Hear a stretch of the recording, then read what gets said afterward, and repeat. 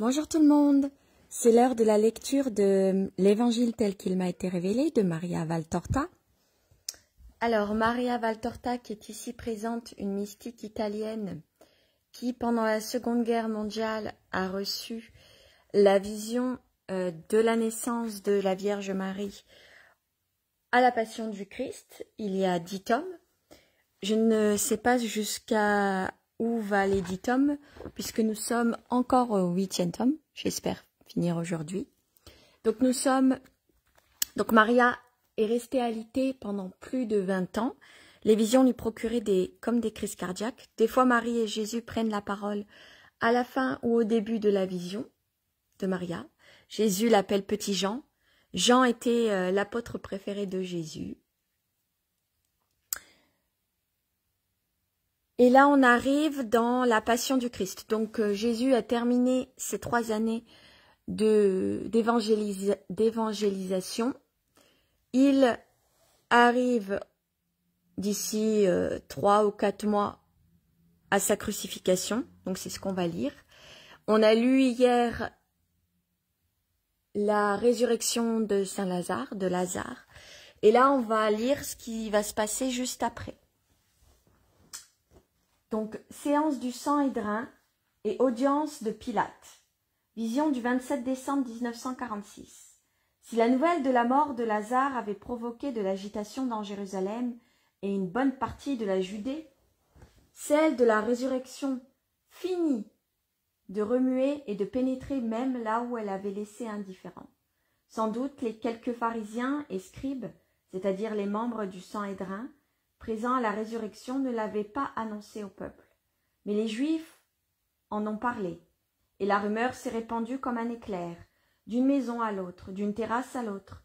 Des voix de femmes se la répètent, tandis qu'en bas, le petit peuple la propage en se réjouissant grandement du triomphe de Jésus et du miracle pour Lazare.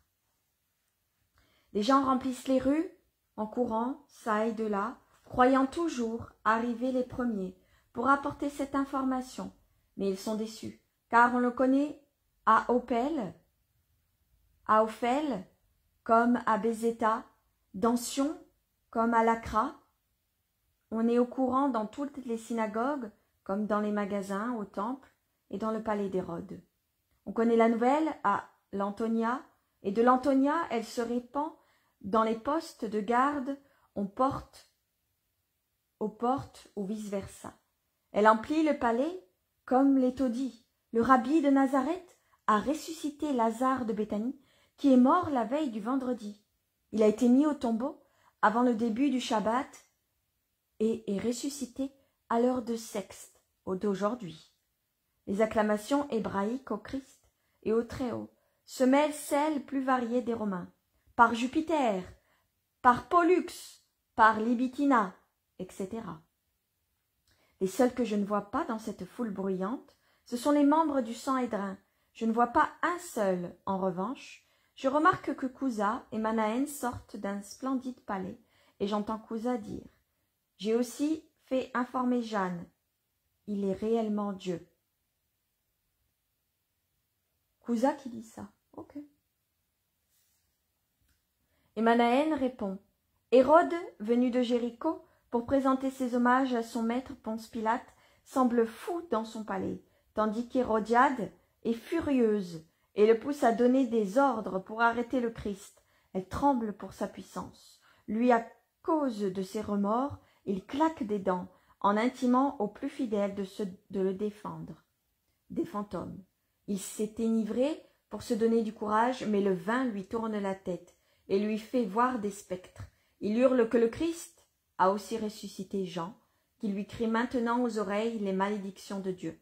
Je me suis enfui de cette géhenne. Je me suis contenté de lui dire « Lazare a été ressuscité par Jésus de Nazareth. Garde-toi de toucher à lui, car il est Dieu. Je le maintiens dans cette peur pour qu'il ne cède pas à la volonté homicide de sa femme. Moi, je devrais y aller, au contraire, je dois y aller. J'ai d'abord voulu passer chez Éliel et Elkana.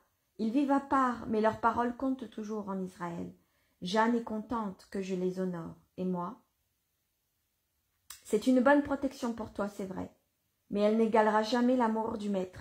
C'est l'unique protection qui est de la valeur. Cousin ne réplique rien, il réfléchit, je les perds de vue. De Bézéta arrive en toute hâte Joseph d'Arimathie, on l'arrête. C'est un groupe d'habitants incrédules qui se demandent s'il faut croire la nouvelle, et il l'interroge. C'est vrai, Lazare est ressuscité, et il est guéri, aussi. Je l'ai vu de mes propres yeux. Mais alors, Jésus est vraiment le Messie? Ses œuvres sont celles du Messie. Sa vie est parfaite. Nous vivons à l'époque prophétisée. Satan le combat. Que chacun conclue dans son cœur qui est le Nazaréen, dit Joseph prudemment, mais aussi avec exactitude. Il salue et s'éloigne, les laissant débattre, et finit par reconnaître. C'est vraiment le Messie. Un légionnaire parle dans un groupe. Si je le peux, j'irai demain à Béthanie. Par Vénus et Mars, mes dieux préférés, je pourrais faire le tour du monde, des déserts brûlants aux terres glacées germaniques, mais me trouver là, où ressuscite un homme mort depuis des jours, cela n'arrivera plus. Je veux voir à quoi ressemble quelqu'un qui reviendra de la mort. Il sera noirci par l'eau des fleuves d'outre-tombe. S'il était vertueux, il sera blême, après avoir bu l'eau coulée, couleur d'azur des champs d'Élysée. Il n'y a pas que le Styx là-bas. Il nous dira comment sont les prairies d'asphodèle, de l'Hadès. Je t'accompagne. Si Ponce l'accepte, bien sûr qu'il l'accepte. Il a aussi expédié un courrier à Claudia pour qu'elle vienne. Claudia aime ce genre de débat. Je l'ai entendu plus d'une fois discuter de l'âme et de l'immortalité avec les autres et avec les affranchis grecs. Claudia croit aux Nazaréens. Pour elle, il est plus grand que tout autre homme. Oui, mais pour Valéria, il est plus qu'un homme, c'est Dieu. Une espèce de Jupiter et d'Apollon pour ce qui est de la puissance et de la beauté, disent-elles. Il est le plus sage que Minerve. L'avez-vous vu? Moi, je suis venue ici pour la première fois avec Ponce, et je ne sais pas.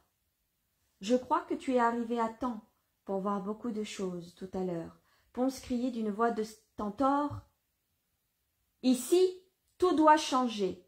Ils doivent comprendre que c'est Rome qui commande, et que tous, ils sont asservis. Et plus ils sont grands, plus ils sont asservis, parce que plus dangereux. Je crois que c'est à cause de cette tablette qui lui avait apportée par le serviteur d'Anne. Bien sûr, il ne veut pas les écouter, et il nous change tous régulièrement, car il ne veut pas que des amitiés se créent entre eux et nous. Entre eux et nous. Ah ah ah! Avec ces hommes au gros nez qui sentent mauvais, Ponce digère mal la trop grande quantité de porc qu'il mange, à moins qu'il ne s'agisse de l'amitié avec quelques femmes qui ne dédaignent pas d'embrasser des bouches rasées, dit un soldat en riant malicieusement. C'est un fait que depuis les troubles de la fête des tentes, il a demandé et obtenu le changement de toutes les troupes, et qu'il nous fait partir, c'est vrai. On a déjà signalé à Césarée l'arrivée de la galère qui transporte Longinus et sa centurie, de nouveaux gradés, de nouvelles troupes, et tout cela à cause de ces crocodiles du temple. J'étais bien, moi, ici. Moi, j'étais mieux à Brindisi, mais je m'habituerai, dit celui qui vient d'arriver en Palestine. Ils s'éloignent, eux aussi. Des gardes du temple passent avec des tablettes de cire. Les gens les observent et s'étonnent. Le Sanhédrin se réunit d'urgence. Que veulent-ils faire? Quelqu'un répond. Montons au temple et voyons. Ils se dirigent vers la rue qui mène au mont Moria. Le soleil disparaît derrière les maisons de Sion et les monts de l'Occident. Le soir tombe et va bientôt débarrasser les rues des curieux. Ceux qui sont montés au temple en redescendent, contrariés, parce qu'on les a chassés, même des portes où ils s'étaient attardés, pour voir passer les membres du Sanhédrin. L'intérieur du temple, vide, désert, enveloppé par la lumière de la lune, paraît immense. Les membres du Sanhédrin se rassemblent lentement dans la salle. Ils sont tous présents, comme lors de la condamnation de Jésus, à l'exception de ceux qui faisaient office de greffiers. Ils se tiennent en partie à leur place, en partie en groupe, près des portes. Caïphée entre avec son air mauvais et son corps de crapaud obèse, et il va à sa place. Il commence immédiatement à débattre sur les faits survenus, et ils y mettent une telle passion que la séance devient vite très animée. Ils quittent leur place, descendent dans l'espace vide, en gesticulant et en parlant à haute voix. Quelques-uns leur conseillent de garder leur calme et de bien réfléchir avant de prendre des décisions. D'autres répliquent. « Mais n'avez-vous pas entendu ceux qui sont venus ici après Non?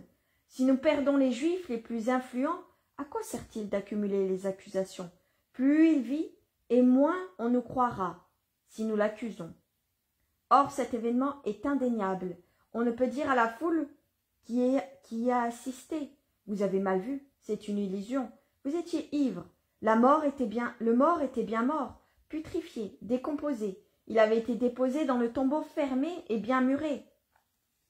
Le mort était couvert de bandelettes et de baumes depuis plusieurs jours. Il était lié. Et pourtant, il est sorti de sa place, il est venu tout seul, sans marcher, jusqu'à l'ouverture.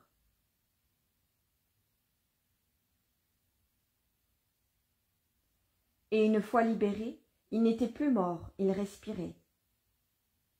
Il n'y avait plus de corruption, alors qu'auparavant, quand il vivait, il était couvert de plaies, et dès sa mort, il était tout décomposé. Vous avez entendu les Juifs les plus influents, ceux que nous avions poussés là pour les conquérir complètement à notre cause. Ils sont venus pour dire, pour nous, il est le Messie. Presque tous sont venus, même le peuple. Et ces maudits Romains, pleins de fables, qu'en faites-vous? Pour eux, il est Jupiter Maximus. Alors s'ils se mettent cette idée en tête, ils nous ont fait connaître leurs histoires, et cela a été une malédiction. Anathème sur ceux qui ont voulu nous imposer l'hellénisme, et qui par flagornerie nous ont profanés par des coutumes qui ne sont pas les nôtres. Pourtant, cela sert à notre information, et nous savons que le Romain a vite fait d'abattre et d'élever par des conjurations et des coups d'État. Or, si certains de ces fous s'enthousiasment pour le Nazaréen et le proclament, César est par conséquent divin, qui pourra le toucher? Mais non, qui veux-tu qui fasse cela? Ils se gossent de lui et de nous. Ces actes ont beau être grands, pour eux il reste un juif, et donc un misérable. La peur te rend stupide, ô fils d'Anne. La peur? As-tu entendu comment Ponce Pilate a répondu à l'invitation de mon père? Il est bouleversé, te dis-je. Il est bouleversé par l'événement, et il redoute le Nazaréen. Malheureux que nous sommes, cet homme est venu pour notre ruine. Si au moins nous y étions pas allés, et si nous n'avions pas presque ordonné au plus puissant des Juifs d'y aller, si Lazare ait été ressuscité sans témoin, eh bien, qu'est-ce que cela aurait changé? Nous ne pouvions sûrement pas le faire disparaître pour laisser croire qu'il était toujours mort.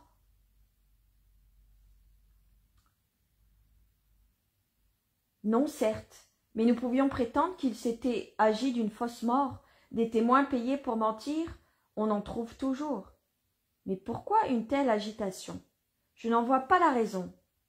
Aurait-il donc provoqué le Sanhédrin et le pontificat? Non, il s'est borné à accomplir un miracle. Il s'est borné? Mais tu es sot ou vendu à lui? Éléazar n'a-t-il pas provoqué le Sanhédrin et le pontificat?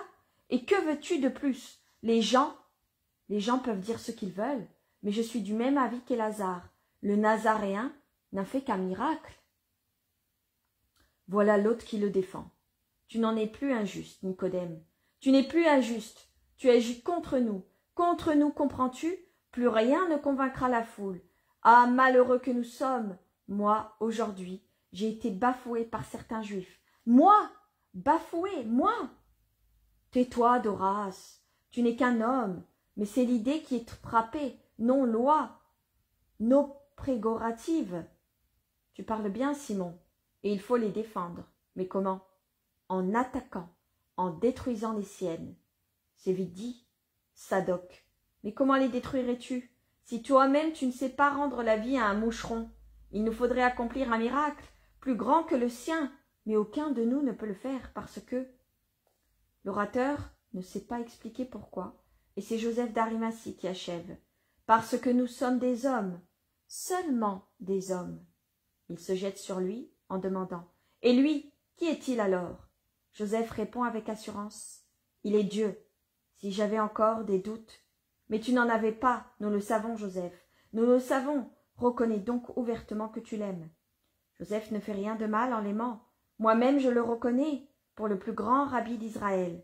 C'est toi, Gamaliel, qui dis cela? Oui, je l'affirme, et je m'honore d'être détrôné par lui. Jusqu'à présent, j'avais conservé la tradition des grands rabbis, dont le dernier était Hillel. Mais après moi, je n'aurais pas su qui pouvait recueillir la sagesse des siècles. Maintenant, je partirai satisfait, parce que je sais qu'au lieu de s'éteindre, elle deviendra plus grande, accrue qu'elle sera de la sienne, à laquelle l'Esprit de Dieu est certainement présent. Mais que nous racontes-tu là, Gamaliel? La vérité. Ce n'est pas en se fermant les yeux que l'on peut ignorer ce que nous sommes. Nous ne sommes plus sages, car le principe de la sagesse est la crainte de Dieu. Or, nous sommes des pécheurs, dépourvus de la crainte de Dieu. Si nous en avions tant soit peu, nous ne piétinerions pas le juste, et nous n'aurions pas la sotte avidité des richesses du monde. Dieu donne et Dieu enlève, selon les mérites et les démérites.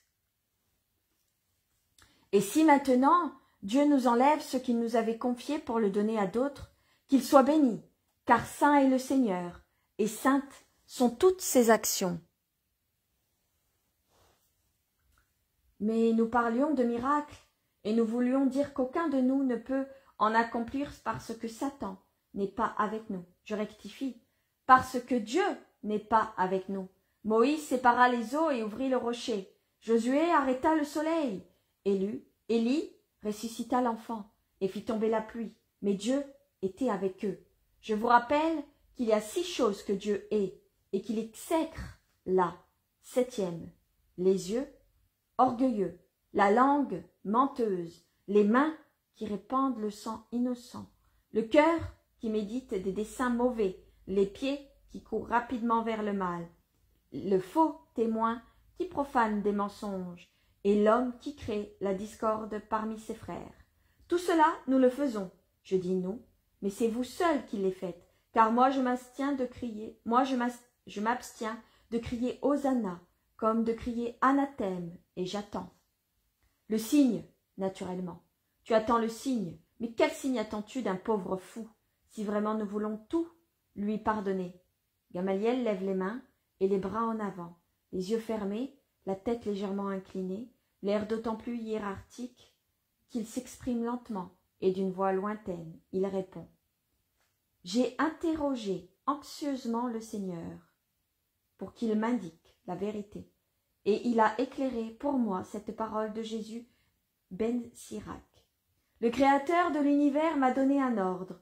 Celui qui m'a créé m'a fait dresser ma tente, et il m'a dit « Installe-toi en Jacob, entre dans l'héritage d'Israël, plonge tes racines parmi les élus. » Il m'a également éclairé celle-ci, que j'ai reconnue. « Venez à moi, vous tous qui me désirez, et rassasiez-vous de mes fruits, car mon esprit est plus doux que le miel, et mon héritage plus doux qu'un rayon de miel. Mon souvenir durera dans les générations des siècles. Ceux qui me mangent auront encore faim, ceux qui me boivent auront encore soif. Celui qui m'obéit n'aura pas à en rougir. Ceux qui font mes œuvres ne pécheront pas, et ceux qui me mettent en lumière posséderont la vie éternelle. Et la lumière de Dieu s'accrut dans mon esprit, tandis que mes yeux lisaient ces paroles. Tout cela n'est autre que le livre de la vie, l'alliance du Très-Haut, la doctrine de la vérité. Dieu a promis à David de faire naître de lui un roi très puissant qui doit rester assis éternellement sur le trône de la gloire. Il fait abonder la sagesse comme les eaux du Fisson, comme le tigre à la saison des fruits, et fait déborder l'intelligence comme l'Euphrate, comme le Jourdain au temps de la moisson. Il répand la sagesse comme la lumière. Lui, le premier, l'a parfaitement connue. Voilà les lumières que Dieu m'a données. Mais hélas, que dis-je? La sagesse qui est parmi nous est notre grand... La sagesse qui est parmi nous est trop grande pour nous, pour que nous la comprenions et que nous l'accueillions. Une pensée plus vaste que la mer est un conseil, plus profond que le grand abîme, et nous l'entendons crier.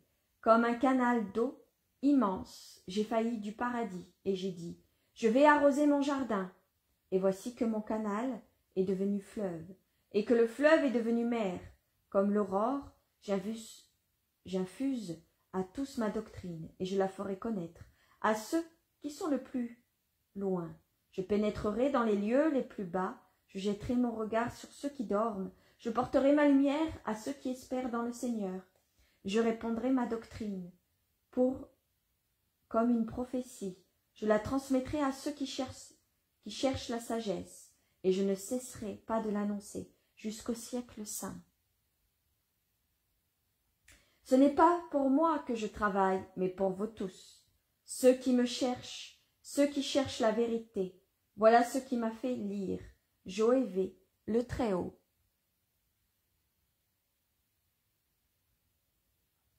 Il baisse les bras et relève la tête. Mais alors, à tes yeux, c'est le Messie? Dis-le. Ce n'est pas le Messie, non? Dans ce cas, qui il est pour toi? Un démon? Un ange? Non, le Messie, non. Il est celui qui est. Tu délires. Il est Dieu. Pour toi, ce fou est Dieu? Il est celui qui est. Dieu sait qui il est. Nous voyons ses œuvres. Or, Dieu voit aussi ses pensées. Mais il n'est pas le Messie, car pour nous, Messie veut dire roi. Lui ce ne sera pas roi, mais il est saint, et ses œuvres sont celles d'un saint. Quant à nous, nous ne pouvons pas lever la main sur l'innocent sans commettre un péché.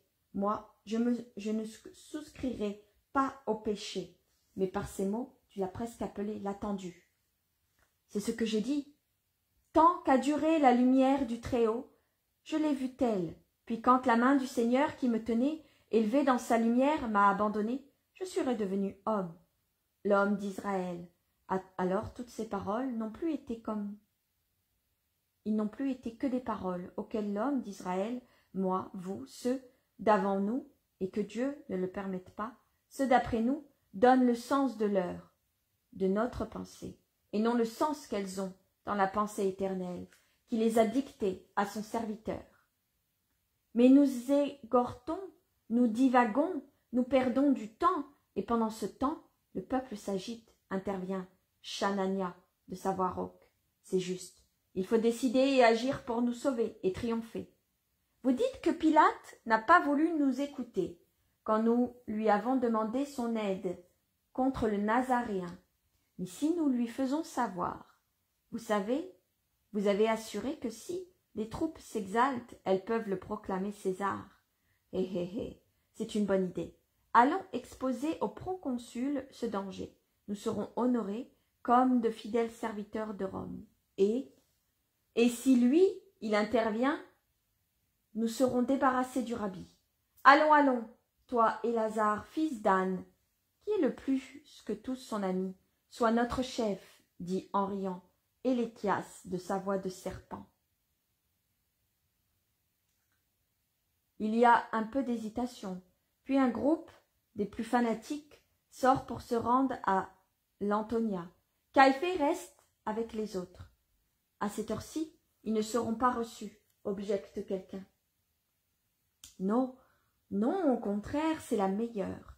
Pilate est toujours de bonne humeur quand il a bu et mangé, comme boit et mange un païen. Je les laisse là, à discourir, et la scène de l'Antonia s'éclaire à mes yeux.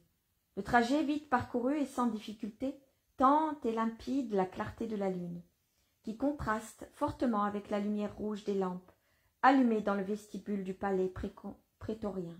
Et Lazare réussit à se faire annoncer à Pilate, et on les fait passer dans une grande salle vide, complètement vide. Il n'y a qu'un siège massif, avec un dossier bas, couvert d'un drap pourpre, qui ressort vivement dans la blancheur absolue de la pièce. Ils se tiennent en groupe, un peu craintifs, transis de froid, debout, sur le marbre, blanc du pavé. Personne ne vient, on n'entend rien. Pourtant, par intervalles, une musique lointaine rompt le silence. Pilate est à table, certainement avec des amis. Cette musique vient du triclinium. Il aura sûrement des danses en l'honneur des hôtes. Pronostic, et Lazare, corrompu. Demain je me purifierai. La luxure transpire de ses murs, lance avec dégoût Helkias. Alors, entre parenthèses, il vient de juger Helkias, Helkias, vient de juger Ponce Pilate qui va faire, je ne sais pas, une orgie ou écouter de la musique ou des danses. Je ne sais pas ce qu'il va faire Ponce Pilate. Alors qu'Helkias essaye de tuer Jésus et de mentir au peuple pour rester membre du Sanhédrin puissant. Alors, il veut se purifier des péchés de Ponce Pilate parce qu'il va s'approcher du palais pour comploter contre Jésus. Des fois, ça me dépasse à quel point les gens peuvent voir les péchés des autres sans voir leurs propres péchés. Bon, il veut manipuler en plus Ponce Pilate pour tuer Jésus. Et ça, il ne mériterait pas d'être purifié rien que pour la pensée. Je reprends la vision. Pourquoi es-tu venu alors? C'est toi qui l'as proposé, répliquait Lazare. Pour l'honneur de Dieu et le bien de notre patrie, je peux faire n'importe quel sacrifice. Et c'en est un grand. Je m'étais purifié après m'être approché de Lazare, et maintenant, quelle terrible journée. Pilate ne vient pas. Le temps passe, et les hasards, en habitués de l'endroit, essaient les portes. Elles sont toutes fermées. La crainte s'empare de tous. Des histoires effrayantes reviennent à l'esprit. Ils regrettent d'être venus. Ils se sentent déjà perdus. Enfin, du côté qui leur est opposé, ils se tiennent près de la porte par laquelle ils sont entrés, et par conséquent, près de l'unique siège de la pièce. Voilà que s'ouvre une porte et entre Pilate. Il porte un vêtement tout blanc, comme la salle. Il marche en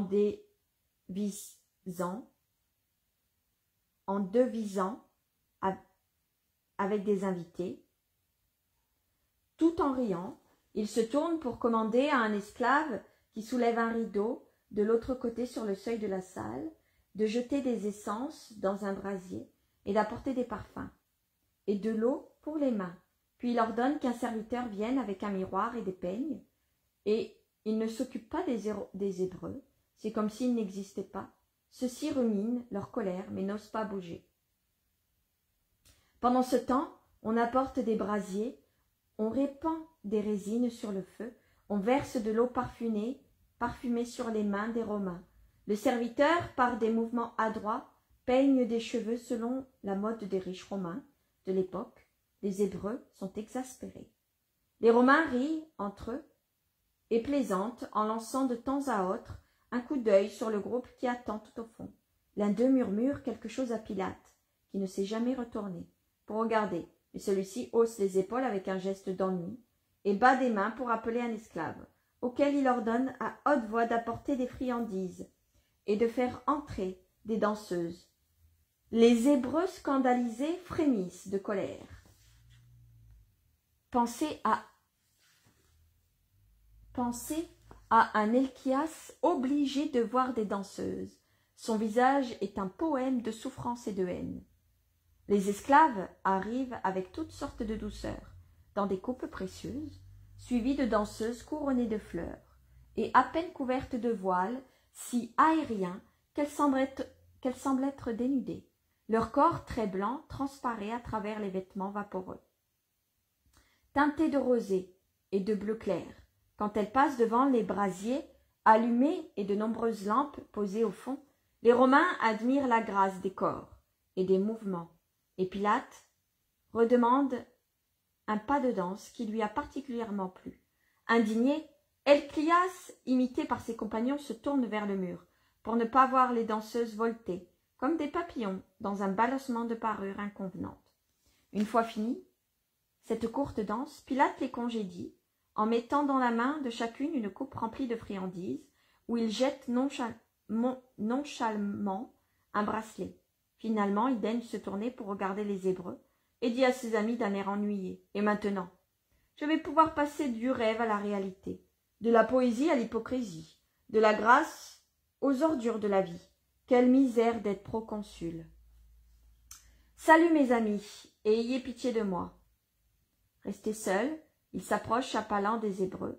Il s'assied, examine les mains bien soignées et découvre sous un ongle quelque chose qui ne va pas. Il s'en occupe longuement, en tirant de son vêtement une fine bague d'or, avec laquelle il remédie au grand dommage d'un ongle imparfait. Enfin, il fait grâce de tourner lentement la tête, il ricane à la vue des Juifs encore inclinés, servilement, et leur lance. « Vous approchez, et soyez brefs, je n'ai pas de temps à perdre avec des futilités. » Les Hébreux s'avancent, dans une attitude toujours servile, jusqu'à ce qu'un « assez, pas trop près » les cloue au sol. « Partez, parlez, et redressez-vous. Il ne convient qu'à des animaux de rester courbés vers le sol. » Il rit. Les Hébreux se redressent sous le mépris et se tiennent en bombant le torse. « Alors, parlez, vous avez absolument voulu venir, maintenant que vous y êtes, exprimez-vous. » Nous voulions te dire, pour autant que nous sachions, nous sommes des serviteurs fidèles de Rome. Ah ah ah, des serviteurs fidèles de Rome. Je le ferai savoir au divin César. Il s'en réjouira. Il en sera heureux. Parlez, farceurs, et faites vite. Les membres du Sanhédrin encaissent mais ne bronchent pas. Helkias prend la parole au nom de tous. Tu dois savoir, ô Ponce, qu'aujourd'hui, à Béthanie, un homme a été ressuscité. Je le sais. C'est pour me dire cela que vous êtes venu. Je le savais depuis plusieurs heures. Il a de la chance de savoir que c'est ce que c'est de mourir et ce que c'est l'autre monde. Mais que puis-je y faire si Lazare, fils de Théophile, est revenu à la vie? M'aurait-il apporté un message de l'Hadès? Il ironise. Non, mais sa résurrection est un danger. Pour lui, certainement. Le danger de devoir mourir de nouveau. Opération peu agréable. Eh bien, que puis-je y faire? Suis-je Jupiter, moi? Un danger non pour Lazare, mais pour César. Par tous les dieux. Ai-je trop bu? Vous avez dit pour César? Et en quoi Lazare peut-il nuire à César? Vous craignez peut-être que la puanteur de son tombeau puisse corrompre l'air que respire l'empereur? Rassurez-vous, il est trop loin. Il ne s'agit pas de cela, mais Lazare, en ressuscitant, peut faire détrôner l'empereur. Détrôner. Ah ah ah, quelle plaisanterie. Ce n'est pas moi qui suis ivre, mais vous. Peut-être l'épouvante vous a-t-elle fait tourner la tête. Voir ressusciter, je suppose que cela peut troubler. Allez, allez au lit prendre un bon temps de repos, et un bain chaud, bien chaud, salutaire contre les délires. Nous ne délirons pas, Ponce. Nous te disons que si tu n'y mets pas ordre, tu connaîtras des moments difficiles, tu seras certainement puni, et même si tu n'es pas tué par l'usurpateur. D'ici peu, le Nazaréen sera proclamé roi du monde, comprends-tu? Les légionnaires eux-mêmes le feront. Ils sont séduits par le Nazaréen, et l'événement d'aujourd'hui les a exaltés. Quel serviteur de Rome es-tu si tu ne te préoccupes pas de sa paix? Veux-tu donc voir l'Empire bouleversé et divisé à cause de ton inertie? Veux-tu voir Rome vaincue et les enseignes abattues, l'empereur tué, tout détruit? Silence! C'est moi qui parle. Et je vous dis, vous êtes des fous. Mieux, vous êtes des menteurs. Vous êtes des maladrins. Vous êtes des malandrins. Vous mériterez la mort. Sortez d'ici, hideux serviteurs de vos intérêts, de votre haine et de votre bassesse. Vous êtes esclaves, pas moi. Je suis citoyen romain, et les citoyens romains ne sont assujettis à personne. Je suis le fonctionnaire impérial, et je travaille pour les intérêts de la patrie. Vous êtes des sujets. Vous êtes tous sous notre domination. Vous êtes les galériens attachés au banc, et vous frémissez inutilement. Le fouet du chef est sur vous, le Nazaréen. Vous voudriez que je tue le Nazaréen? Vous voudriez que je l'emprisonne? Par Jupiter! Si pour le salut de Rome et du divin empereur je devais emprisonner les sujets dangereux, ou les tuer, ici où je gouverne, c'est le Nazaréen et ses partisans eux seuls que je devrais laisser libres et vivants.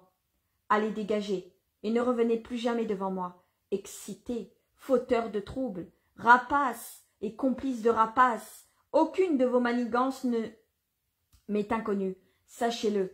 Apprenez aussi que mes armes, toutes neuves, et de nouveaux légionnaires ont servi à découvrir vos pièges et vos espions.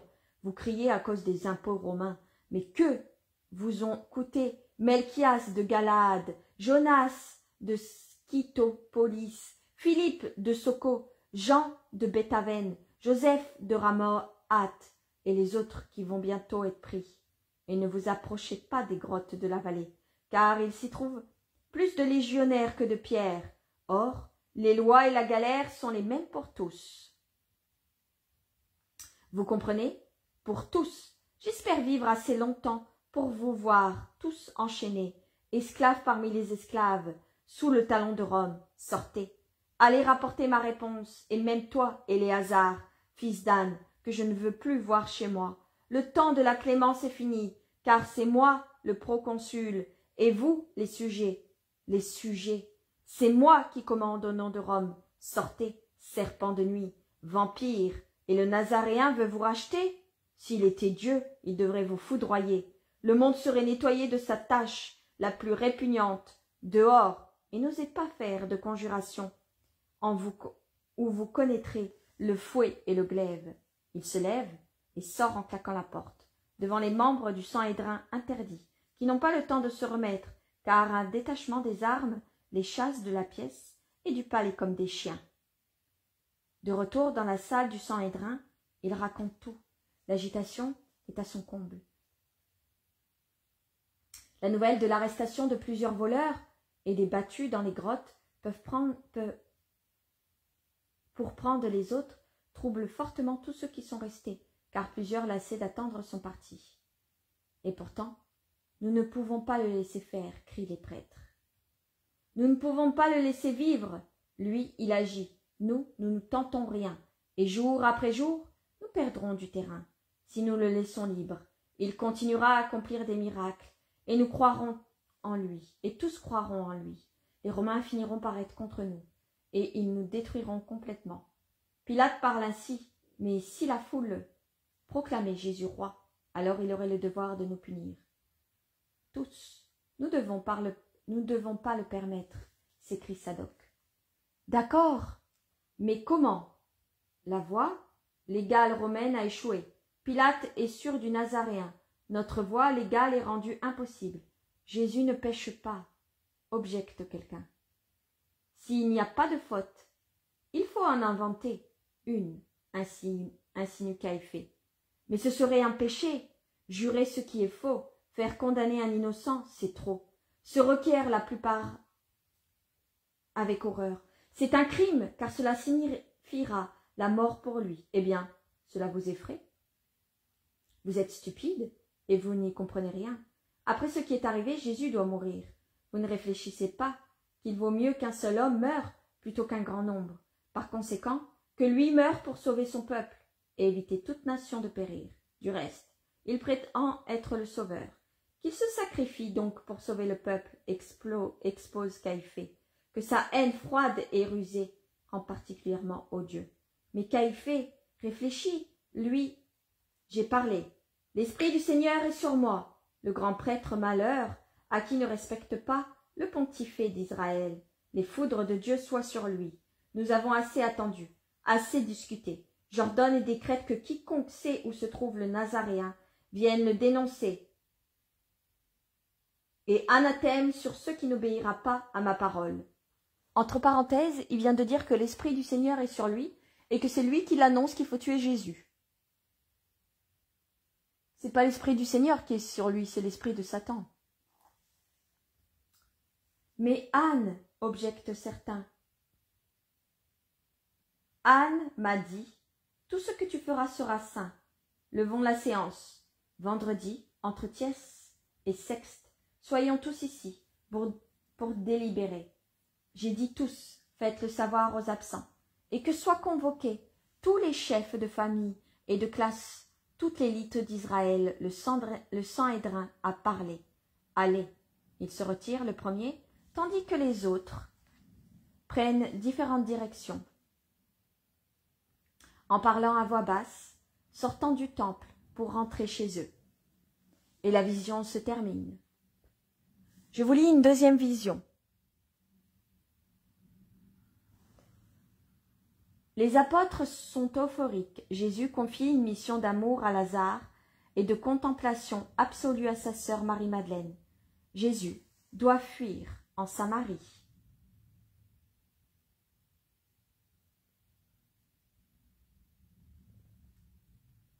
Vision du 30 décembre 1946. Il fait bon rester ainsi, sans rien faire, entouré de l'amour de ses amis et près du Maître, dans les journées ensoleillées qui annoncent déjà un précoce sourire de printemps. Le regard se pose sur les champs qui ouvrent leurs sillons et un verdoiement innocent de blé en herbe, sur les prés dont les premières fleurs multicolores rompent le vert uniforme de l'hiver, sur les haies qui, aux endroits les plus ensoleillés, présentent déjà le sourire, des boutons qui s'ouvrent, sur les amandiers dont les premières fleurs éclosent, et à leur sommet en formant une sorte de mousse. Jésus, les apôtres et les 3 amis de Béthanie s'émerveillent. Combien semble loin la malveillance, la douleur, la tristesse, la maladie, la mort, la haine, l'envie et tout ce qui est peine, tourment, préoccupation sur la terre. Les apôtres jubilent et le manifestent. Ils expriment leur conviction, si sûre, si triomphante, que Jésus a d'ores et déjà vaincu tous ses ennemis, que sa mission continuera désormais sans obstacle, qu'il sera reconnu comme Messie, même par ceux qui s'obstinent davantage à le nier. Ils parlent avec un peu d'exaltation, comme rajeunis, tant ils sont heureux, en faisant des projets pour l'avenir, en rêvant tellement et si humainement. Le plus enthousiaste, à cause de son caractère qui le porte aux extrêmes, c'est Judas. Il se félicite d'avoir su attendre et d'avoir su agir. Il se félicite de sa longue foi dans le triomphe du Maître. Il se félicite d'avoir défié les menaces du sang édrin. Il est tellement euphorique qu'il finit par révéler ce qu'il a toujours tenu caché, jusqu'ici, au grand étonnement de ses compagnons. Oui, il voulait m'acheter, il voulait me séduire par des flatteries, et voyant qu'elles ne servaient pas, par des menaces, si vous saviez, mais moi je les ai payées de la même monnaie. J'ai faim de ressentir de la sympathie pour eux, comme pour moi. Je les ai flattés, comme eux me flattaient. Je les ai trahis, comme eux voulaient me trahir. Car c'est bien ce qu'ils voulaient, me faire croire que c'était dans une bonne intention qu'il éprouvait le Maître, pour pouvoir le proclamer solennel, le Saint de Dieu. Mais moi, je les connais, et dans toutes les manigances qu'il m'annonçait, je n'y prenais de façon telle que sa sainteté de Jésus se manifeste avec plus d'éclat que le soleil du midi dans le ciel sans nuages. J'ai joué un jeu dangereux. S'ils l'avaient compris, j'étais prêt à tout, même à mourir pour servir Dieu, dans mon Maître, et ainsi je savais tout. J'ai dû parfois vous paraître fou, mauvais sauvage, si vous aviez su. Moi seul je connais mes nuits, les préoccupations, les précautions que je devais prendre pour faire du bien, sans attirer l'attention de personne. Vous me suspectiez tous quelque peu, j'en suis conscient, mais ne vous en garde pas rancune. Ma manière de faire, oui, pouvait susciter des soupçons, mais mon but était bon, et je ne me préoccupais pas, et je me préoccupais que de cela. Jésus ne sait rien, ou plutôt je crois que lui aussi me suspecte, mais je saurais me taire sans exiger de lui le moindre éloge. Alors, je m'arrête 2 minutes, la vision avec Judas. Judas, après avoir tenté 1001 fois Jésus avec les prostituées, avec des miracles lors du Shabbat, après avoir excité la haine du peuple, après avoir dénoncé Jésus, il dit qu'il a agi pour lui sans que Jésus le sache. Non mais Judas, lui aussi, il se voile complètement la face ou comment ça se passe? Il s'éloge lui-même, il s'auto-congratule de sa malveillance. Et il dit qu'il n'a pas été malveillant. Ah, Seigneur Marie-Joseph.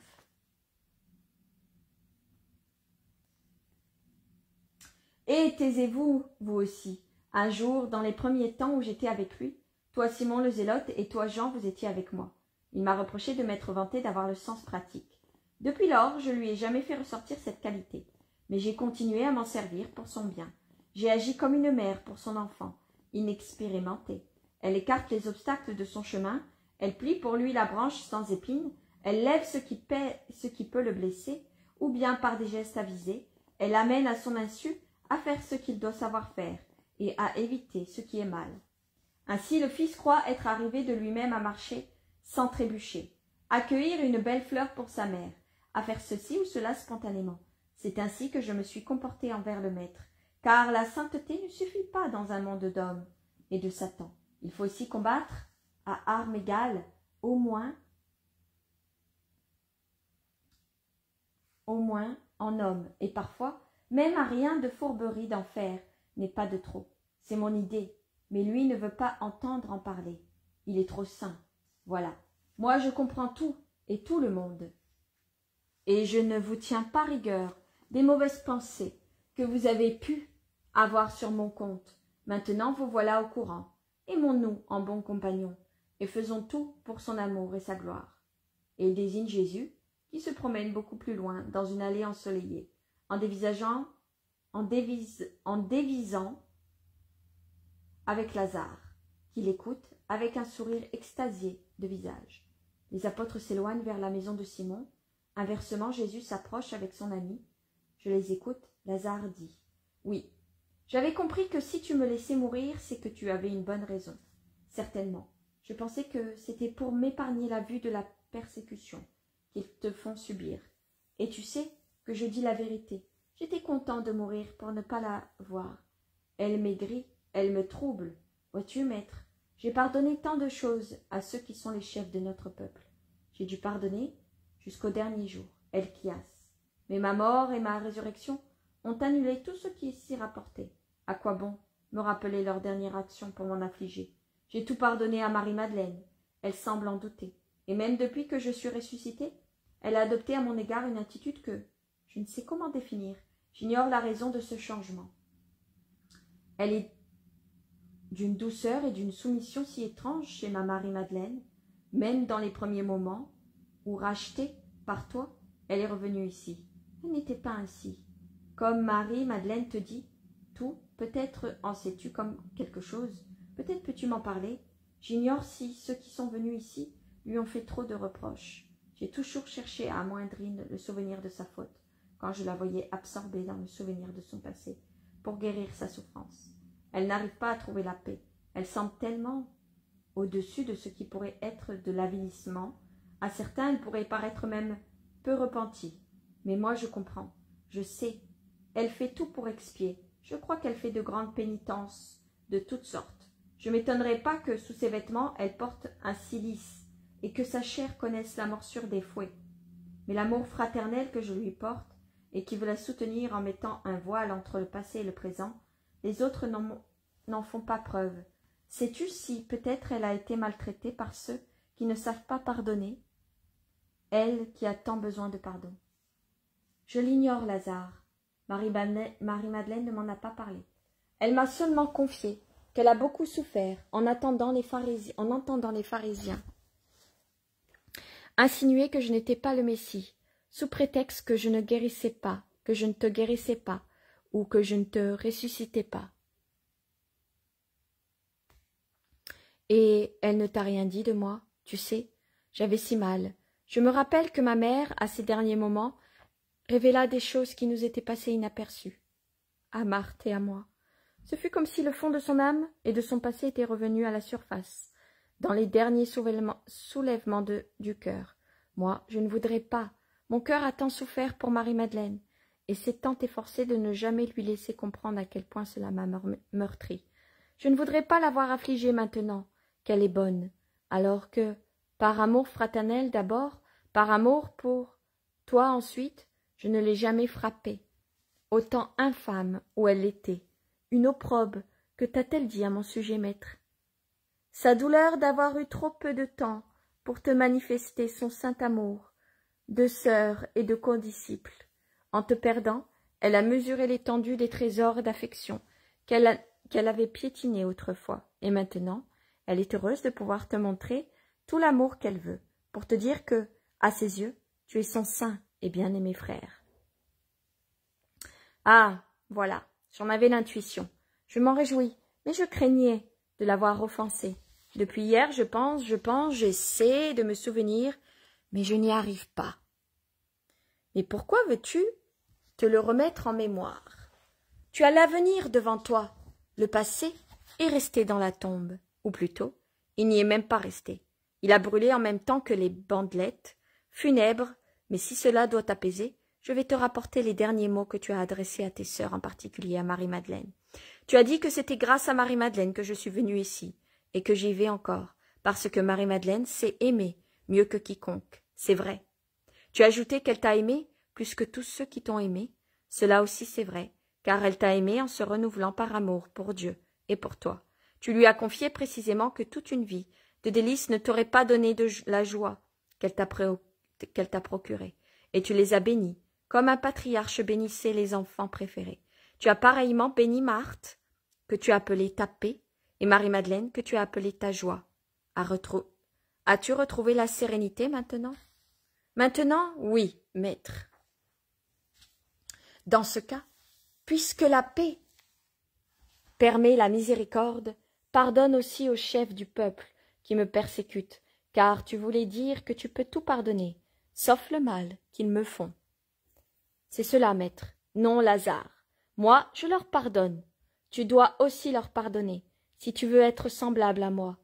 Semblable à toi? Cela m'est impossible. Je suis un simple homme. L'homme est resté là-dessous. L'homme, ton esprit. Tu sais, ce qui arrive à la mort de l'homme. Non, Seigneur, je ne me souviens de rien. Ce qui m'est arrivé, interrompt vivement Lazare. Jésus sourit et répond. Je ne parlais pas de ton savoir personnel, de ton expérience particulière, mais de ce que tout croyant connaît sur ce qui lui est arrivé après sa mort. Ah, le jugement particulier. Je sais, je crois. L'âme se présente à Dieu, et Dieu la juge. C'est cela. Et le jugement de Dieu est juste et inviolable. Sa valeur est infinie. Si l'âme jugée est coupable mortellement, elle devient une âme damnée. Si elle est légèrement coupable, elle est envoyée au purgatoire. Si elle est juste, elle va dans la paix des limbes, en attendant que j'ouvre la porte des cieux. J'ai donc rappelé ton esprit, après qu'il ait été déjà jugé par Dieu. Si tu avais été damné, je ne t'aurais pas pu te rappeler à la vie, car j'aurais annulé le jugement de mon Père. Pour les damnés, il n'y a plus de changement possible.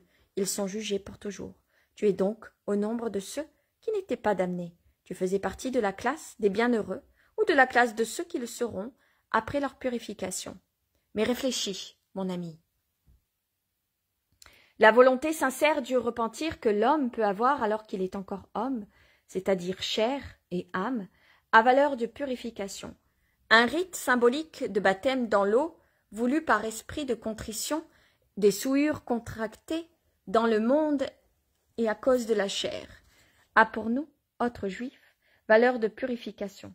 Par conséquent, imagine quelle valeur aura le repentir plus réel et plus parfait, beaucoup plus parfait d'une âme libérée de la chair, conscience de ce qu'est Dieu, instruite de la gravité de ses erreurs, éclairée sur l'immensité de la joie qui s'est éloignée pendant des heures, pendant des années ou pendant des siècles. La joie de la paix des limites, qui bientôt sera la joie de la possession de Dieu, enfin atteinte. Imagine ce que sera la purification double, triple, du repentir parfait, de l'amour parfait, du bain dans l'ardeur des flammes, allumées par l'amour de Dieu et par l'amour des âmes, dans lequel et par lequel les esprits se dépouillent de toute impureté, et d'où ils sortent beaux, comme des séraphins, couronnés de ce qui couronne même pas les séraphins.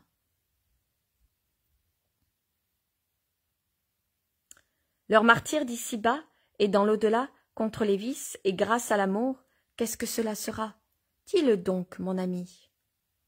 Mais je ne sais pas, une perfection ou plutôt une nouvelle création. Exactement, c'est le mot juste. L'âme est comme créée à nouveau, elle devient semblable à celle d'un enfant, elle est neuve, tout son passé d'homme n'existe plus. Une fois le péché originel disparu, l'âme, exempte de toute ombre de tache, sera digne du paradis. J'ai rappelé ton âme qui déjà s'était recréée par son attachement au bien, par l'expiation de la souffrance et de la mort, et grâce au parfait repentir et au parfait amour que tu avais atteint, au-delà de la mort. Tu as donc l'âme tout à fait innocente d'un bébé né depuis quelques heures, et si tu es un nouveau-né, Pourquoi veux-tu endosser sur cette enfance spirituelle les vêtements lourds, accablants de l'homme adulte? Les âmes joyeuses des petits-enfants ont des ailes et non des chaînes. Eux m'imitent facilement, parce qu'ils n'ont pas encore construit leur personnalité. Ils deviennent comme je suis, car ma figure et mon enseignement peuvent s'imprimer sur leur âme vierge, de toute empreinte, sans confusion de lignes. Ils ont l'âme exempte de souvenirs humains, de ressentiments, de préjugés. Il ne s'y trouve rien, et je puis y être, moi qui suis parfait, absolu comme je suis dans le ciel, toi qui es comme René, nouvellement né, puisque dans ta vieille chair, la puissance motrice est nouvelle, sans passé, pur, sans trace de ce qui a été. Toi qui es venu pour me servir, et seulement pour cela, tu dois être comme je suis, plus que tous. Regarde-moi bien, mire-toi en moi. Reflète-toi en moi. Soyons deux miroirs qui se regardent pour réfléchir l'un dans l'autre la figure de ce qu'il aime. Tu es un homme et tu es un enfant.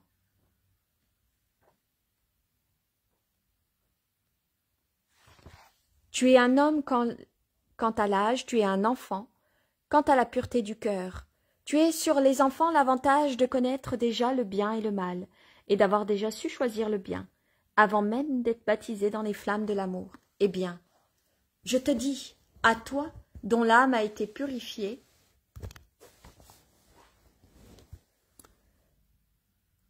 sois parfait comme l'est notre Père des cieux, et comme je le suis. Sois parfait, c'est-à-dire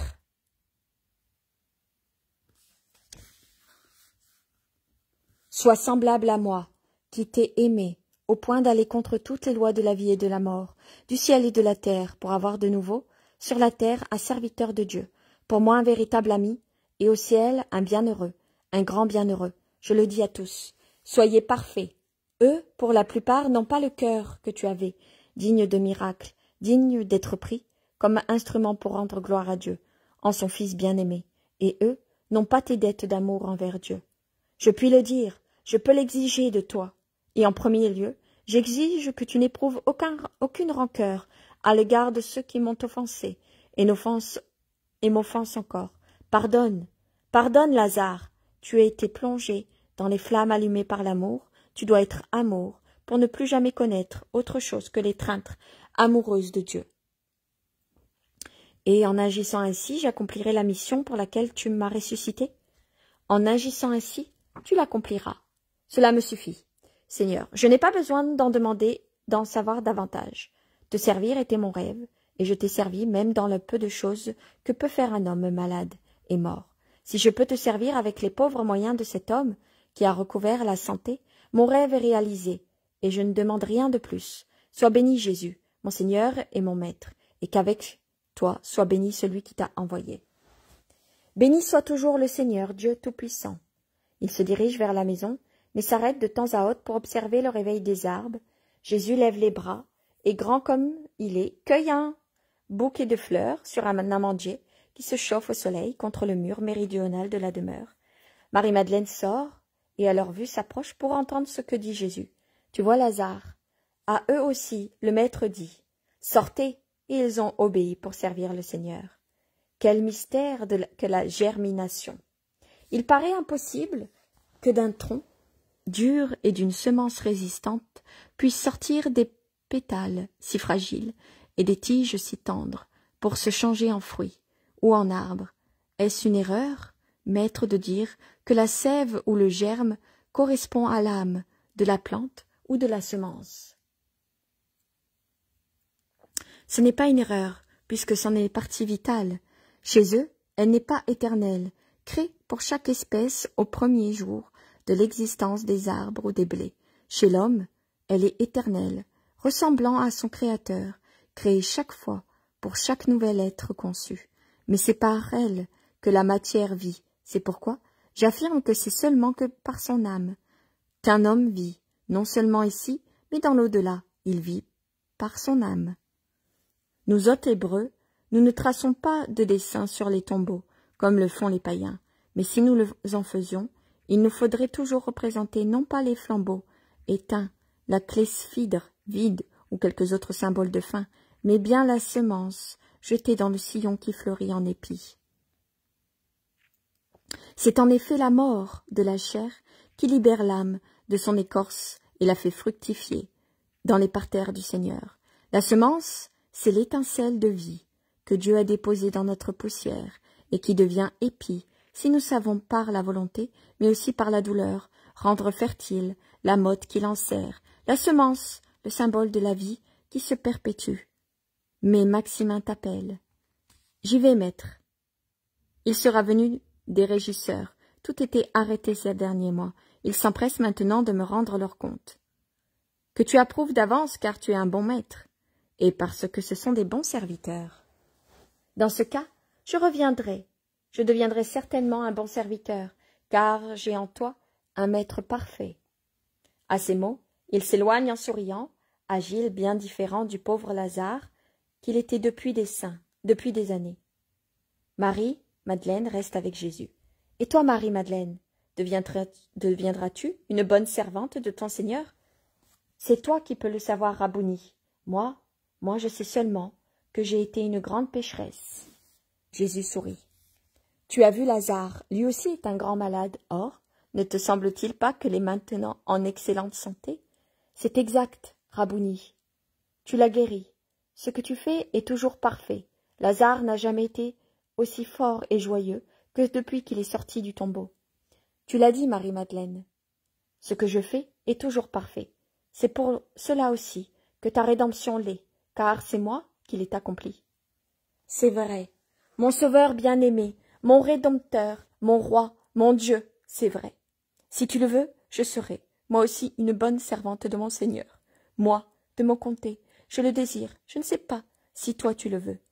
Oui, Marie-Madeleine, sois une bonne servante pour moi, aujourd'hui plus qu'hier, demain plus qu'aujourd'hui, jusqu'à ce que je te dise « Cela suffit, Marie-Madeleine, voici venue l'heure de ton repos. » D'accord, Seigneur, alors je voudrais que tu m'appelles, comme tu as appelé mon frère à sortir du tombeau. Oh, appelle-moi, toi, hors de la vie. Non, pas hors de la vie, je t'appellerai à la vie, à la vraie vie. Je t'appellerai à quitter ce tombeau, qui est la chair et la terre. Je t'appellerai aux noces de ton âme avec ton Seigneur. Mes noces? Tu aimes les vierges, Seigneur. J'aime ceux qui m'aiment, Marie-Madeleine. Tu es divinement bon, Rabouni. C'est pour cela que j'étais bouleversée d'entendre dire que tu étais mauvais parce que tu ne venais pas. C'est comme si tout s'écroulait. Je me répétais, non, sans peine, non, non, tu ne dois pas accepter cette évidence. Ce qui te paraît flagrant est un rêve. La réalité, c'est la puissance, la bonté, la divinité de ton Seigneur. Ah, combien j'ai souffert, autant que la mort de Lazare et de ses paroles. Ne t'en a-t-il rien dit? Ne se souvient-il pas? Dis-moi la vérité. Je ne mens jamais, Marie-Madeleine. Il craint d'avoir trop parlé et d'avoir révélé ce qui avait été la douleur de sa vie. Mais je l'ai rassuré, sans mentir, de sorte qu'il est maintenant tranquillisé. Merci, Seigneur. Tes paroles m'ont fait du bien, comme les soins d'un médecin qui met à nu les racines d'un mal et les brûle. Elles ont fini de détruire la Marie-Madeleine d'autrefois. J'avais encore une trop haute idée de moi. Désormais, je mesure le fond de mon abjection, et je sais que je dois faire une longue route pour en remonter, mais je la ferai, si tu m'aides. Je t'aiderai, Marie-Madeleine, même quand je serai partie. Comment, mon Seigneur? En accroissant ton amour dans une mesure incalculable. Pour toi, il n'y a pas d'autre voie que celle-là. Elle est encore trop douce pour ce que j'ai à expier. C'est par leur amour que les hommes sont sauvés. C'est comme cela qu'ils méritent le ciel. Mais ce qui suffit pour les purs, les justes, n'est pas suffisant pour la grande coupable que je suis. Il n'y a pas d'autre voie pour toi, Marie-Madeleine. Quelle que soit celle que tu prendras, elle sera toujours amour. Amour si tu rends service en mon nom, amour si tu évangélises, amour si tu t'isoles, amour si tu deviens martyr, amour si tu fais martyriser. Tu ne sais qu'aimer, Marie-Madeleine, c'est ta nature. Les flammes ne peuvent que brûler, soit qu'elles rampent sur le sol pour consumer des herbes, soit qu'elles s'élèvent en une merveilleuse étreinte autour d'un tronc, d'une maison ou d'un autel pour s'élancer vers le ciel.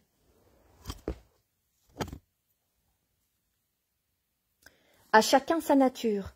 La sagesse des maîtres spirituels consiste à savoir faire fructifier les tendances de l'homme en le conduisant à la voie par laquelle il peut le mieux se développer. Cette loi existe même chez les plantes et les animaux. Il serait sot de vouloir prétendre qu'un arbre fruitier ne donne que des fleurs ou des fruits différents de ceux qui correspondent à sa nature, ou qu'un animal joue un rôle propre à une autre espèce. Pourrais-tu demander à cette abeille, dont le destin est de faire du miel, de devenir un oiseau qui chante dans le feuillage des haies, ou à ce rameau d'amandier que je tiens dans les mains, ainsi que tout arbuste dont il provient, de laisser sointer de son écorce des résides doriférantes. Au lieu de produire des amandes, l'abeille travaille, l'oiseau chante, l'amandier donne son fruit, l'arbre résineux ses résines aromatiques, et tous remplissent leur office. Il en est ainsi des âmes. Ton rôle, à toi, c'est d'aimer.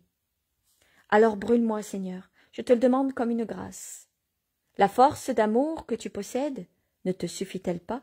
C'est trop peu, Seigneur. Elle pouvait servir pour aimer des hommes, pas pour toi, qui es le Seigneur infini. Mais justement, parce que je le suis, il conviendrait d'avoir un amour sans limite. Oui, mon Seigneur, c'est cela que je veux, que tu mettes en moi un amour sans limite. Marie-Madeleine. Le Très-Haut qui sait ce qu'est l'amour a dit à l'homme: tu aimeras de toutes tes forces. Il n'exige pas davantage, car il sait quel martyr c'est d'aimer de toutes ses forces. Peu importe, mon Seigneur, donne-moi un amour infini pour t'aimer comme tu dois être aimé, pour t'aimer comme je n'ai aimé personne. Tu me demandes une souffrance semblable à un bûcher qui brûle et consume. Marie-Madeleine, il brûle et se consume lentement. Réfléchis bien. Il y a longtemps que j'y pense, mon Seigneur, mais je n'osais te le demander. Maintenant je sais vraiment à quel point tu m'aimes, et j'ose le faire. Donne-moi cet amour infini, Seigneur. Jésus la regarde, elle se tient devant lui, encore amaigrie par l'éveil et la souffrance, avec un vêtement modeste, une coiffure simple, comme une petite fille, sans malice. Elle a un visage pâle, où s'allume le désir, les yeux suppliants, et pourtant déjà étincelants d'amour. En un mot, elle est déjà plus séraphin que femme. C'est vraiment la contemplatrice qui demande le martyre de la contemplation absolue. Alors, je mets une petite parenthèse sur cette vision.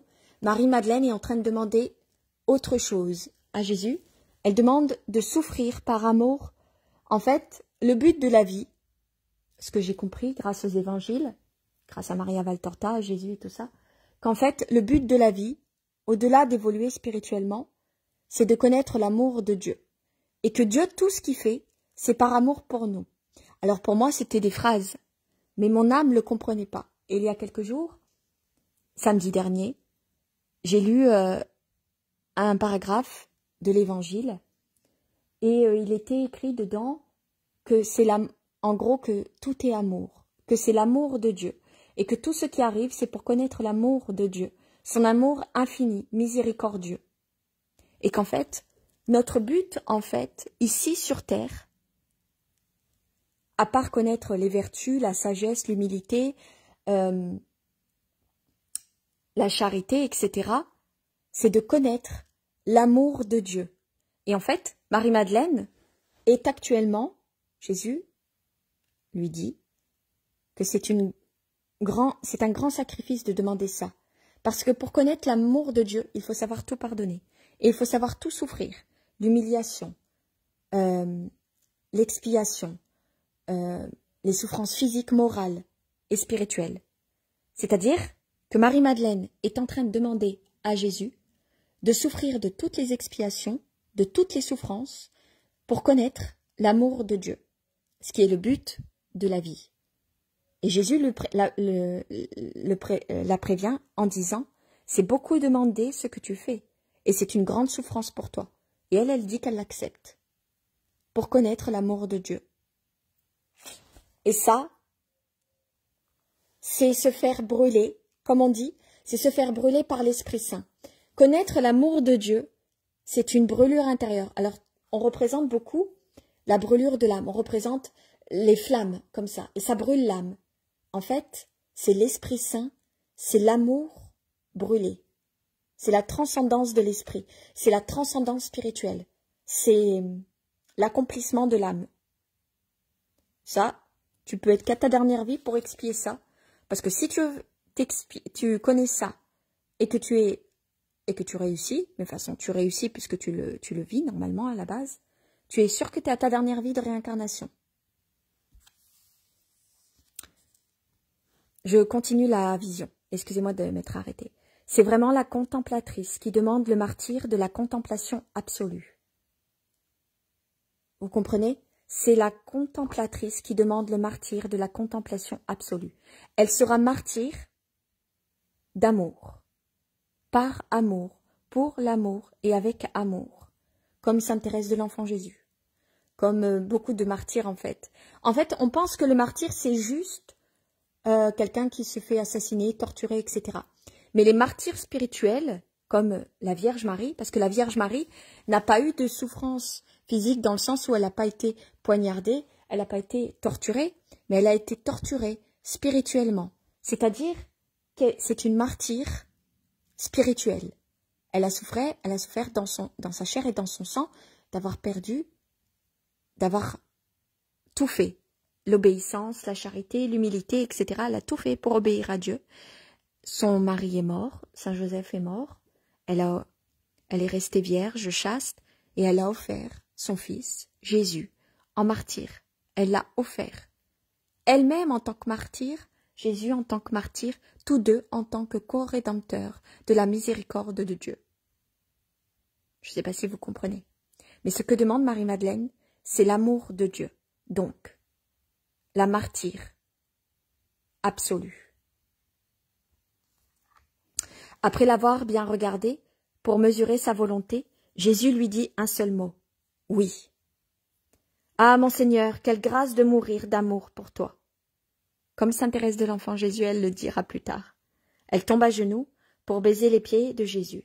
Lève-toi, Marie-Madeleine, prends ces fleurs. Ce seront celles de tes noces spirituelles. Sois douce comme le fruit de l'amandier, pure comme sa fleur, lumineuse comme l'huile que l'on extrait de son fruit quand on allume, et parfumée, comme cette huile saturée d'essence, quand on la fait couler dans les banquets et sur la tête des rois. Parfumée par tes vertus, alors tu verseras vraiment sur ton Seigneur le baume qui lui sera infiniment agréable.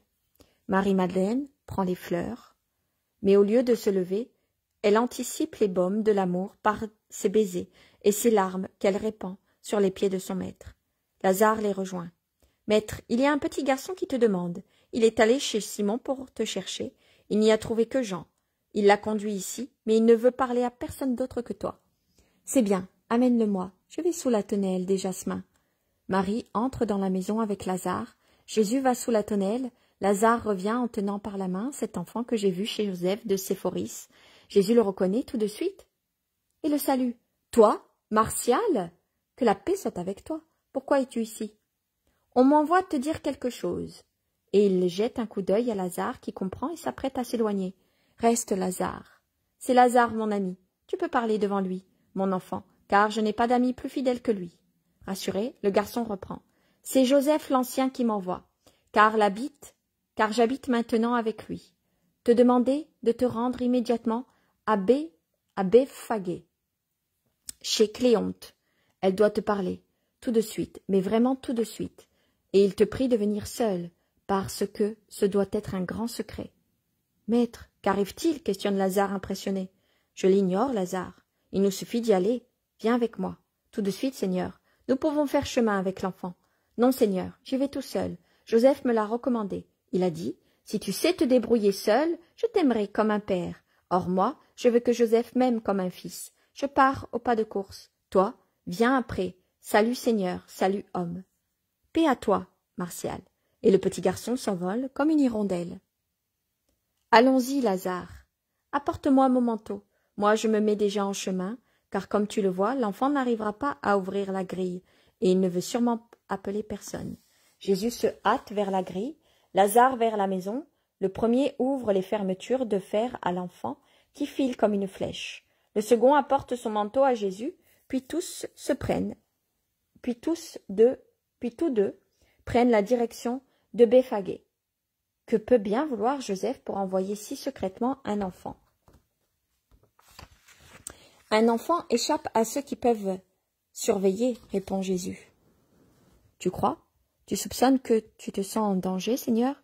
J'en suis certain, mon ami. Comment? Même maintenant? Mais tu ne pouvais pas donner une preuve plus grande. La haine croît sous l'aiguillon de la réalité. Oh, c'est à cause de moi alors.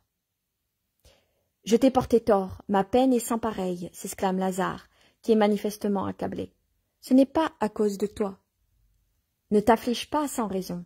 Tu as été le moyen, mais la cause a été la nécessité. Tu comprends? La nécessité de donner au monde la preuve de ma nature divine. Si ce n'avait pas été toi, cela aurait été un autre, car je devais prouver au monde que, en Dieu que je suis, je peux tout ce que je veux. Or, ramener à la vie, un homme mort depuis plusieurs jours et déjà décomposé, ce ne peut être que l'œuvre de Dieu. Ah, tu veux me consoler, mais toute ma joie est dissipée. Je souffre, Seigneur. Jésus fait un geste comme pour dire « Qu'y faire ?» Puis tous deux gardent silence. Ils marchent à vive allure, la distance est courte, entre Béthanie et Béphagé, et ils ont tôt fait d'arriver. Joseph fait les 100 pas sur la route à l'entrée du village. Il a de tourner quand Jésus et Lazare débouchent d'un sentier caché par une haie. Lazare le hèle. « Ô paix à vous! Viens, maître. Je t'ai attendu ici pour te voir, tout de suite. Mais allons dans l'olivier. Je ne veux pas qu'on nous remarque. » Il les conduit derrière les maisons dans un bosquet d'oliviers, dont les frondaisons touffues et ébouriffées qui cachent les pentes sont un refuge commode pour parler discrètement. « Maître, je t'ai envoyé l'enfant qui est éveillé et obéissant, et qui m'aime beaucoup, parce que je devais te parler, et que je ne devais pas être vu. J'ai longé le cédron pour venir ici. Maître, tu dois partir sur le champ. Le Sanhédrin a décrété ton arrestation et demain, dans les synagogues, on lira le décret. Quiconque sait où tu te trouves, a le devoir de l'indiquer. Je n'ai pas besoin de dire, Lazare, que ta maison sera la première perquisitionnée. Je suis sorti à sexte du temple et je me suis hâté, car pendant qu'il parlait, j'avais déjà fait mon plan. Je suis allé à la maison, j'ai pris l'enfant, je suis sorti à cheval par la porte d'Hérode, comme pour quitter la ville. Puis j'ai traversé le Cédron et je l'ai suivi. J'ai laissé l'animal à Gethsémani. J'ai envoyé en vitesse l'enfant qui connaissait déjà la route pour être vu avec moi à Béthanie. Maître, pars immédiatement, en lieu sûr. Sais-tu où te rendre? As-tu un endroit où t'abriter? Mais ne suffit-il pas qu'ils s'éloignent d'ici, de la Judée tout au plus? Non, Lazare. Ce n'est pas assez. Ils sont furieux. Il faut qu'ils aillent là où eux n'iront pas le trouver. Mais ils fouineront partout. Tu voudrais pas que le maître quitte la Palestine? S'exclame Lazare tout agité. Mais que dois-je te dire? Le Sanhédrin le veut. C'est à cause de moi, n'est-ce pas? Dis-le. Oui, à cause de toi, mais plutôt parce que tous se convertissent à lui. Or, eux ne veulent pas de cela. Mais c'est un crime, c'est un sacrilège, c'est un sacrilège, je sais. Jésus, pâle mais calme, lève la main pour imposer le silence. Tais-toi, Lazare. Chacun fait son travail, tout est écrit. Je te remercie, Joseph, et je t'assure que je vais m'éloigner. Va, Joseph, qu'il ne remarque pas ton absence. Que Dieu te bénisse. Par Lazare, je te ferai savoir où je suis. Va, je te bénis, toi, Nicodème, et tous ceux qui ont le cœur droit. Ils l'embrassent, puis ils se séparent. Jésus et Lazare passent par l'Olivier pour entrer à Béthanie, tandis que Joseph se dirige vers la ville. « Que vas-tu faire, maître » demande Lazare avec angoisse. « Je ne sais pas. Les femmes disciples doivent arriver ces jours-ci. Avec ma mère, j'aurais voulu les attendre. Je pourrais les accueillir en ton nom et te les amener, mais toi, en attendant, où vas-tu? Je ne pense pas que ce soit dans la maison de Salomon, ni chez les disciples connus. Demain, c'est immédiatement que tu dois partir. J'aurai bien un endroit où aller, et je voudrais attendre ma mère, Son angoisse commencerait trop tôt si elle ne me trouvait pas. Où iras-tu, maître? À Éphraïm. En Samarie? En Samarie. Les Samaritains sont moins Samaritains que beaucoup d'autres. Et ils m'aiment. Éphraïm se trouve à la frontière. Ah, c'est pour s'opposer aux Juifs qu'ils te feront honneur et qu'ils te défendront. Mais attends, pour venir, ta mère est obligée de passer par la route de la Samarie ou par celle du Jourdain. J'irai avec les serviteurs par l'une et Maximin par d'autres serviteurs. Et l'un de nous la racontera. Nous reviendrons qu'avec elle, tu sais que personne de la maison de Lazare ne peut trahir. Tu vas te rendre pendant ce temps à Éphraïm, en partant tout de suite. Ah, il était dit que je ne pourrais pas profiter de ta présence. Mais j'arriverai par les monts d'Anodam. Je suis en bonne santé désormais, je peux faire ce que je veux. Et même oui, je ferai croire que je prends la route de la Samarie pour aller à Plotémaïs, afin de m'embarquer pour Antioche. Tout le monde sait que j'y possède des terres. Mes sœurs resteront à Béthanie. Toi, oui, je vais faire préparer 2 chars. Et vous, vous en servirez pour aller à Jéricho. Puis demain à l'aube, vous continuerez à pied. Ô maître, mon maître, sauve-toi, sauve-toi. Après l'excitation du premier moment, Lazare tombe dans la tristesse et pleure. Jésus soupire, mais ne dit mot. D'ailleurs, que pourrait-il dire? Parvenu à la maison de Simon, ils se séparent, Jésus entre. Les apôtres, déjà étonnés que le maître soit parti, sans rien dire, se serrent autour de Jésus, qui leur ordonne. Prenez des vêtements et faites les sacs. Il nous faut partir sur le champ. Dépêchez-vous. Et rejoignez-moi chez Lazare. Mais les vêtements mouillés, ne pouvons-nous pas les reprendre à notre retour? Demande Thomas. Nous ne reviendrons pas. Emportez tout. Les apôtres s'éloignent en se lançant des coups d'œil expressifs. Jésus va chercher ses affaires chez Lazare et salue les sœurs, consternées. Les chars sont vite prêts. Les chars lourds, couverts, tirés par les chevaux robustes. Jésus prend congé de Lazare, de Maximin, des serviteurs qui sont accourus. Il monte dans les véhicules qui attendent à une sortie derrière la maison. Les cochers fouettent les animaux et le voyage commence par la même route que Jésus a empruntée pour ressusciter Lazare quelques jours plus tôt. Et la vision se termine. Et moi, je termine ici de vous lire les visions. Je vais terminer le 8e tome. Et demain, nous entamons le 9e tome des évangiles de Maria Valtorta. Je vous dis à tout à l'heure pour les prières et les chapelets et les neuvaines, ou à demain pour l'évangile, ou je ne sais pas, si Dieu le veut. Que Dieu vous accorde sa paix. Jésus et Marie leur miséricorde. À tout à l'heure, ou à plus tard. Bisous.